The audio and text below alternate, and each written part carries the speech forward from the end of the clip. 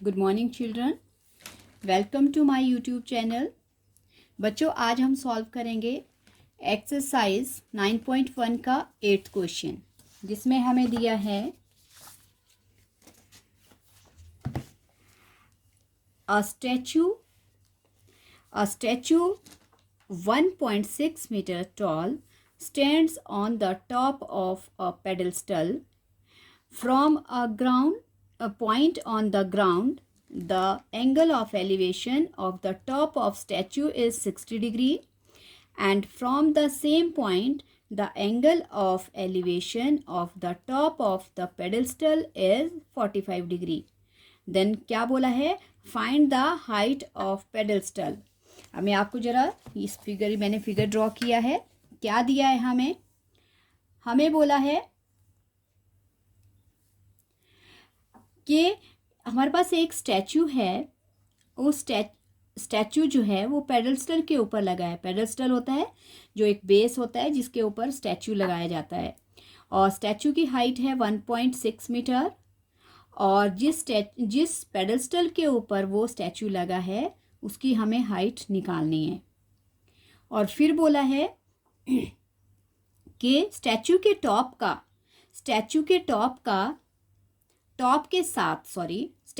Top के साथ ground का जो एंगल ऑफ एलिवेशन है वो 60 डिग्री है।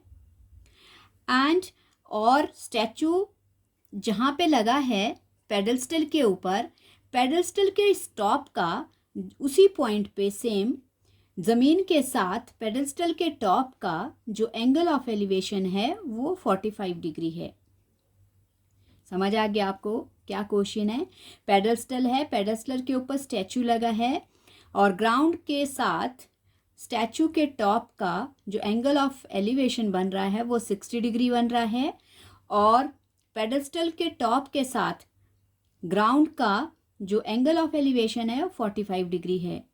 तो जिस पेडस्टल के ऊपर ये स्टैचू लगा है उस पेडस्टल को हमें फाइंड आउट करना है। ओके, सो स्टार्ट करते हैं सॉल्यूशन। सबसे पहले तो मेरे पास क्या क्या है वो मैं लिख लेती हूँ। मेरे पास है AB इक्वल्स टू 1.6 मीटर। ये क्या है? ये है हमारे पास height of a statue. Okay, and BC मैंने H ले लिया, H मीटर। और ये क्या है? ये हमारे पास है हाइट ऑफ किसकी हाइट है? पेडस्टल की। Okay, and angle ADC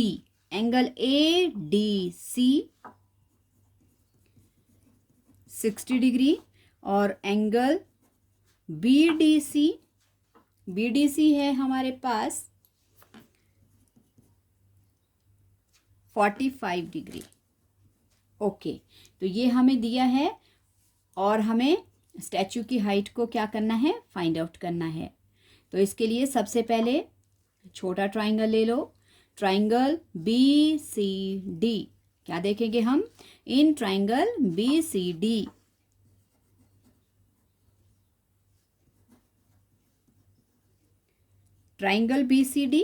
BCD में हमारे पास क्या है? दोनों ही चीज़ें हमारे पास अननोन है। BC हाइट ऑफ पेडस्टल है जिसे हमें फाइंड आउट करना है, और CD जो है वो इस ट्राइंगल का बेस है। तो हम फॉर्मूला लगाएंगे। जो भी रेशियो बन रहा है हमारे पास, क्या रेशियो बन रहा है? BC upon CD। BC आपके पास है परपेंडिकुलर और CD है बेस। तो ये क्या होता है? P upon B, 10। हमारे पास रेशियो बन गया 10 45 डिग्री। ओके, अब इसकी हम वैल्यू रिप्लेस करेंगे। तो P हमारे पास क्या है? H, B हमारे पास CD है, इक्वल्स टू 10 45 की value 1। So H equals to C D, या फिर आप लिख सकते हो C D equals to H metre. इसको आप फर्स्ट इक्वेशन ले लोगे। अब हम नेक्स्ट में इस पूरे ट्राइंगल को लेंगे। हमने पिछले वाले क्वेश्चंस में भी डबल ट्राइंगल वाले क्वेश्चन सॉल्व किए हैं, तो उसमें भी वैसे ही करते हैं, पहले छोटा ट्राइंगल फिर पूरा ट्राइंगल। ओके, तो पूरे ट्राइंगल को ए सी डी बोलेंगे हम। क्या बन रहा है हमारे पास? ए C D, A C D. Okay, ये पूरा हो गया, परपेंडिकुलर इसका पूरा ए सी हो जाएगा। सो नाउ इन ट्राइंगल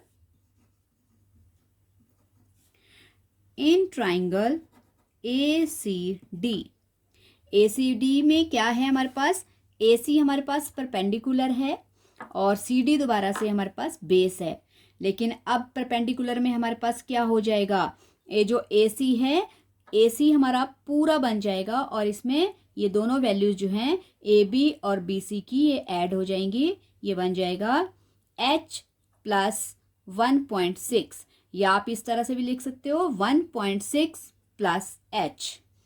तो इसको कैसे भी ले सकते हैं। तो सबसे पहले फॉर्मूला लगा लेते हैं, A C upon C D. A C is P and C D is B. और अब हमारे पास पूरे ट्राइंगल का जो टॉप के साथ जो हमारे पास एंगल दिया है, ग्राउंड का टॉप के साथ जो एंगल ऑफ एलिवेशन बन रहा है, वो उस एंगल को हम यूज करेंगे। तो अब आ जाएगा हमारे पास 1060 डिग्री। ओके, 1060 के बाद अब आप AC की वैल्यू रिप्लेस कर सकते हो। AC आपके पास क्या बन जाएगा? 1.6 प्लस एच। ये वैल्यू पूरी आपके पास जो है ऐड होकर आ जाएगी। सो लिख लो इसके प्लेस पे 1.6 plus H upon C D equals to √3। फिर cross multiply 1.6 plus H equals to √3 C D. ये आपके पास सेकेंड। ओके, नाउ फर्स्ट वाली इक्वेशन में हमारे पास सी डी की वैल्यू आ चुकी है। तो सी डी अब हम क्या करेंगे? सेकेंड इक्वेशन में सी डी के प्लेस पे उसकी वैल्यू भर देंगे और उसकी वैल्यू है एच। तो सी डी के प्लेस पे क्या रिप्लेस कर दोगे आप? क्या पुट कर दोगे? एच पुट कर दोगे। So on putting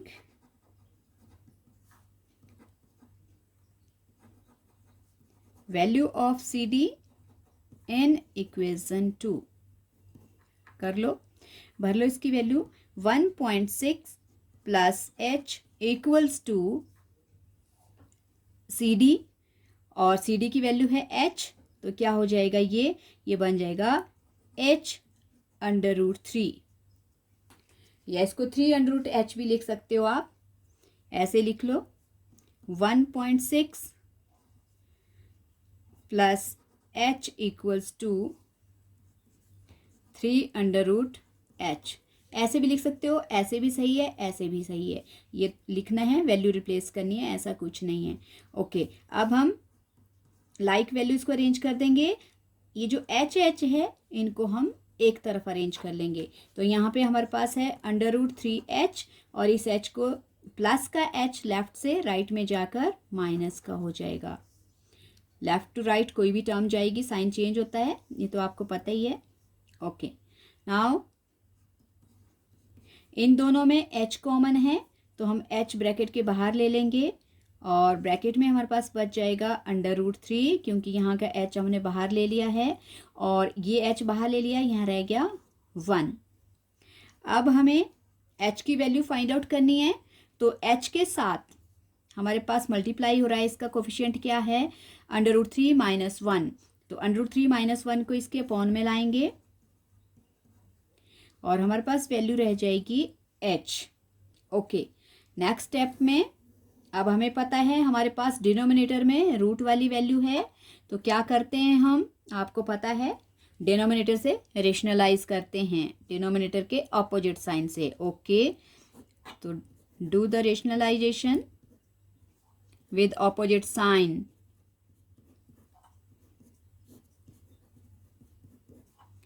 equals to h, value बन गई 1.6, इसको मल्टीप्लाई करना ऐसे ही रहने देना, बाद में भी नहीं तो आपको कॉमन करना पड़ेगा, ये एज इट इज़ रहेगा।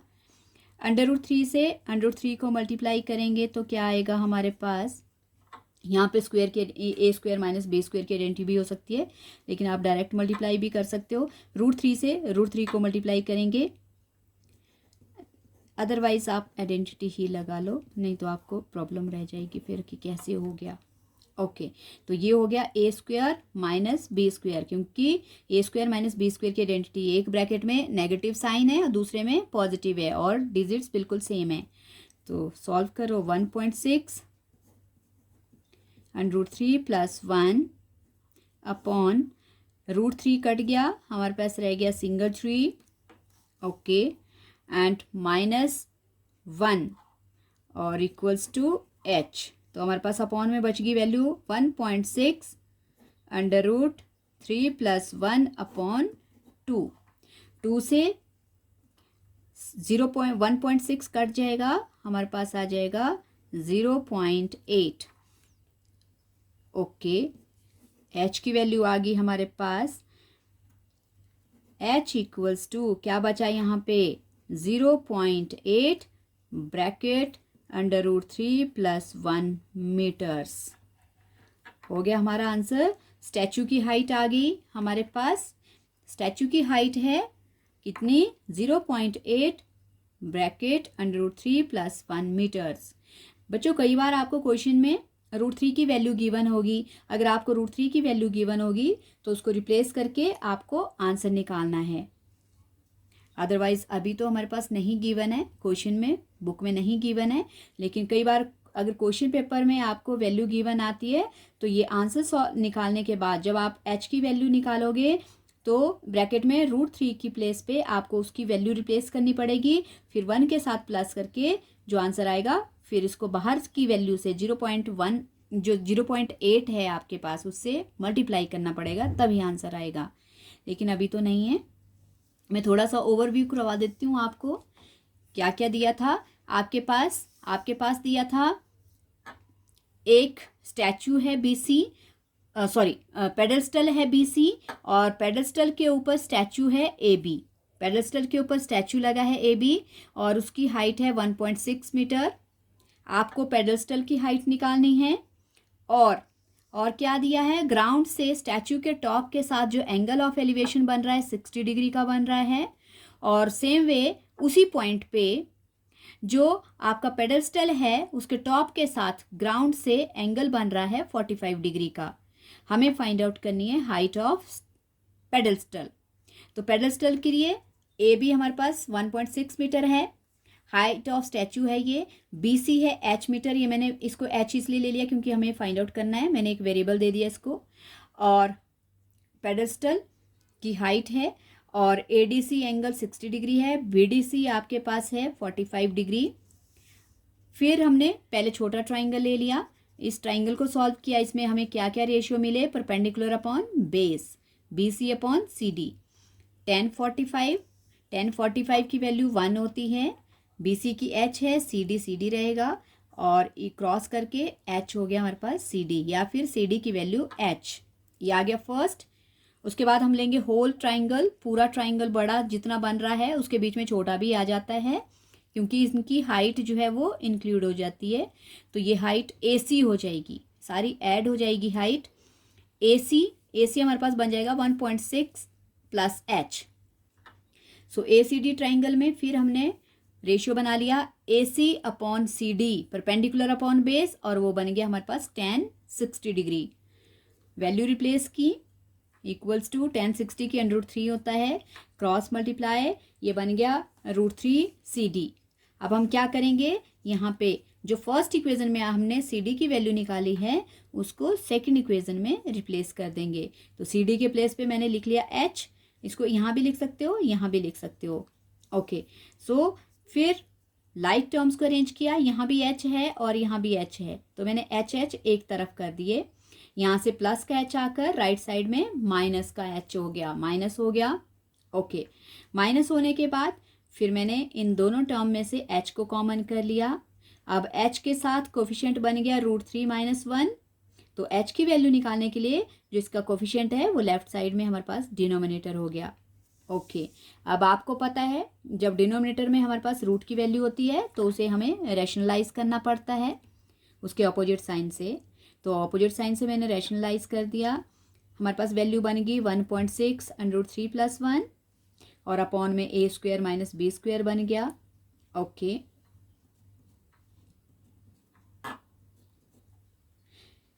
फिर सॉल्व करने के बाद हमारे पास नेक्स्ट स्टेप में 1.6 मैंने कॉमन बाहर ही रहने दिया क्योंकि इसको मल्टीप्लाई करते तो फिर दोबारा कॉमन करना पड़ता, √3 + 1 और अपॉन में 3 - 1 बन गया क्योंकि इसका रूट कट गया था और 2 से 1.6 को डिवाइड कर लिया, हमारे पास आ गया 0.8।